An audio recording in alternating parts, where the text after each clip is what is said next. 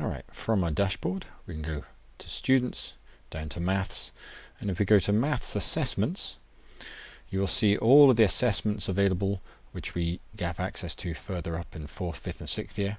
On the right hand side you've got all these blocks, and if you want to minimize them you can just go and click on the squares like you did in an earlier tutorial, and that will remember that view for when you next come back and visit. So the first time you visit a new page it will have the blocks there and you can minimize them. If you want to explore a different maths resource, go to Students, Maths, and if we go to Maths Competitions, here we have all the Junior Maths Challenge and Kangaroo competitions. Your maths teacher will tell you more about these.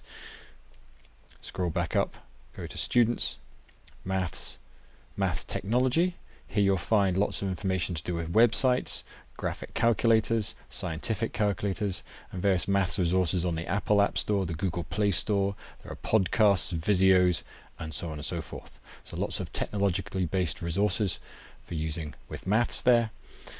If we go to Students, Maths, Maths Textbooks, these are all the textbooks that we use, and if you click on any individual one, there should be a picture of the textbook and all the resources just below which you can download. And finally, if you go to Maths Courses, if you want to look at the S1 course or the S2 course, click on where it says Maths Courses S1, and you'll get a screen that will give you access to all the resources for the maths courses that you'll be studying.